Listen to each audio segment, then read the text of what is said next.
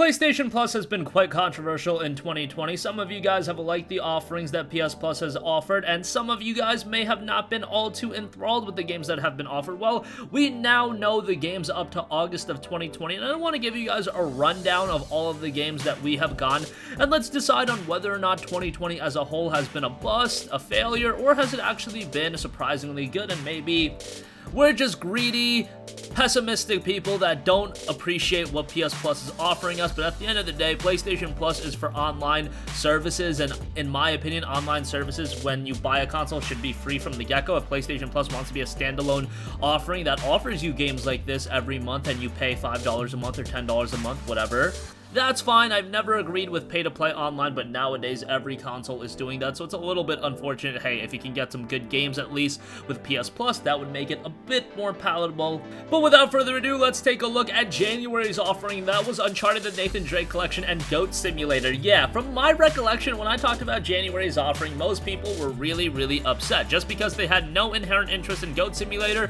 and I think everybody and their mother already owned Uncharted: The Nathan Drake Collection. Hell, wasn't Nathan Drake Collection bundled in with a lot of PlayStation 4s? I'm sure a lot of you guys got it with your PS4. So yeah, that was a little bit of a bust just because it's always going to be that case when you offer a game like Nathan Drake Collection that was available so cheap for so long. It was down to like $10 or maybe even less than that.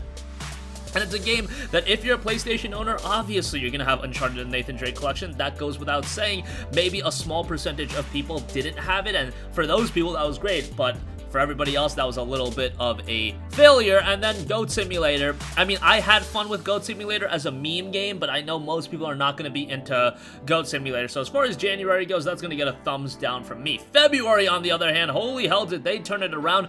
BioShock the Collection, which I do think is a little bit different than Uncharted. BioShock is big, but I think a lot of people did not pick up BioShock the Collection. Maybe they played BioShock on previous generation platforms, and BioShock in general retained a higher level of a price point than Uncharted: The Nathan Drake Collection. So BioShock is a little bit different than Uncharted: The Nathan Drake Collection when you look at it on that end. The Sims 4 was also offered, which Sims 4 isn't great. It's not that good of a PS4 version, but I do weigh that heavier than Goat Simulator. And then you also got Firewall 0 Hour that month. I think that's really solid. I don't think you can be all too upset about that. That's going to get a thumbs up from me. All right, next up, Shadow of the Colossus and Sonic Forces was in March.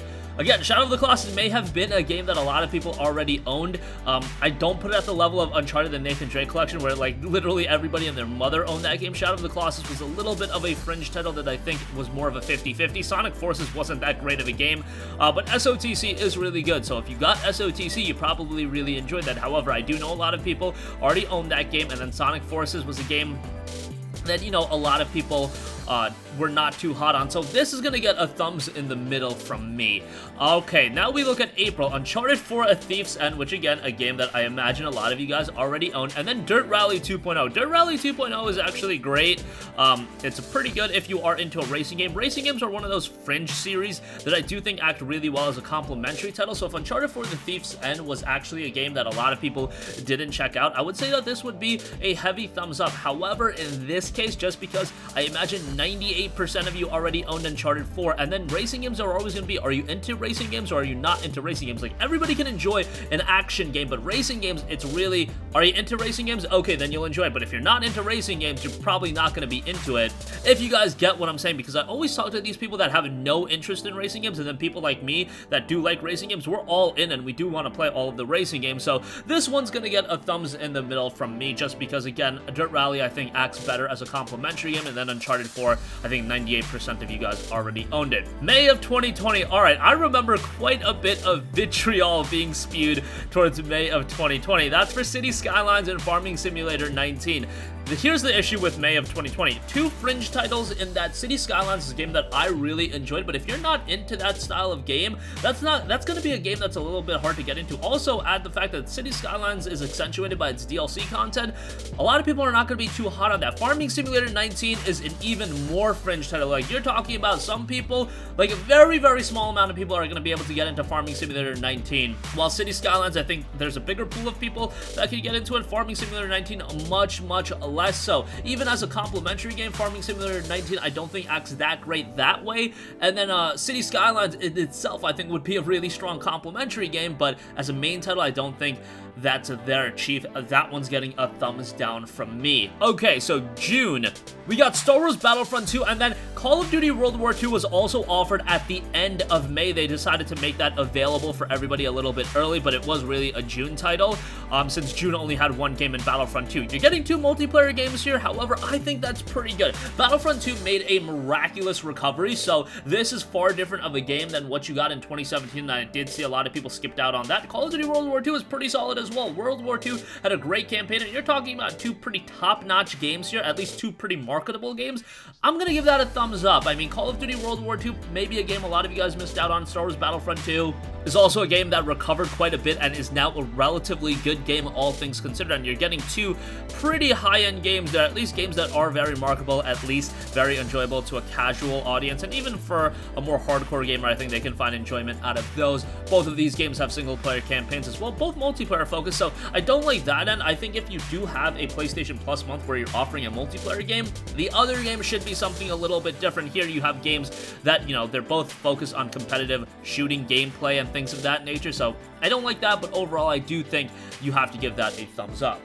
Next up, we have NBA 2K20 in July, Rise of the Tomb Raider 20-year celebration, and Erica. This is a month that I thought was quite good. However, a lot of you guys kind of changed my perspective on it. NBA 2K20 is pretty much garbage. I think a lot of people saw that game as garbage. I gave Sony a lot of credit for lining up NBA 2K20 to when the NBA season was going to kick back up. NBA season, I believe, just kicked back up, so that was cool, but I saw a lot of vitriol being thrown at NBA 2K20, and it seemed like you guys were not happy about that. It also seemed like Rise of the Tomb Raider is a game everybody already owns. This game has been very, very cheap several times. It's not like BioShock the Collection, where BioShock the Collection still goes for like $15. ROTR has been down to like $8 quite a few times, and just anecdotally from my comment section, that seemed to be the biggest gripe with you guys, that you guys already own this game. So yeah, and you also got Erica. Now, on the basis of it offering 3 games, I feel it's really, really hard to say it's a thumbs down. Look, if you're a basketball game fan, I think you can at least find a modicum level of enjoyment out of NBA 2K20.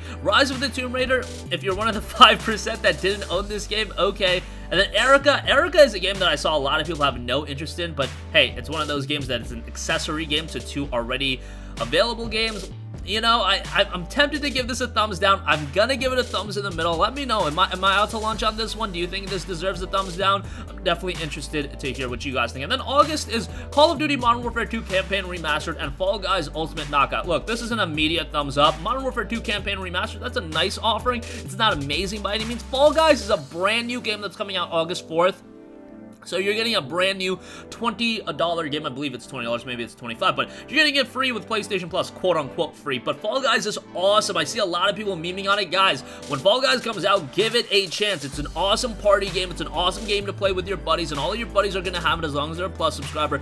You're going to have a great time with that game. So for that game, that's a thumbs up. That's a huge thumbs up, as you're hopefully spending $3 and change a month on PlayStation Plus, and then you get Fall Guys Ultimate Knockout. That's great. And then COD MW2. Hey, MW2 I thought it had a pretty good campaign. Would it be nice if it was the multiplayer as well? Yeah, but you got to check out the campaign, and more importantly, you get Fall Guys Ultimate Knockout, so that's a thumbs up to me.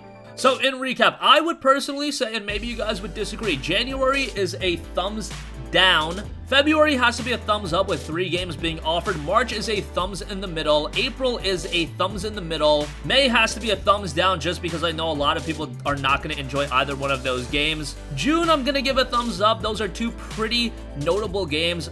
July, I'm going to give a thumbs in the middle, and then August, I'm going to give a thumbs up. So it really has been quite a mixed bag. I can see why some people would be very upset with the offerings in the year 2020. Look, I have a bigger taste in a variety of games than most people, so I can see why a lot of people would be upset with a lot of the offerings here. I definitely understand that, but I do think there are some standouts, but overall, definitely not a strong year in PlayStation Plus. As you can see, a lot of thumbs in the middle, a couple of thumbs down. August was a thumbs up, you know, February was a thumbs up, but you're talking, you know, a couple thumbs up, and then I would say June was a thumbs up as well. You're talking 3 thumbs ups over the course of 6-7 months. I would like to see a little bit more consistency than that. Really, every month should be a thumbs up more often than not. This is a subscription service.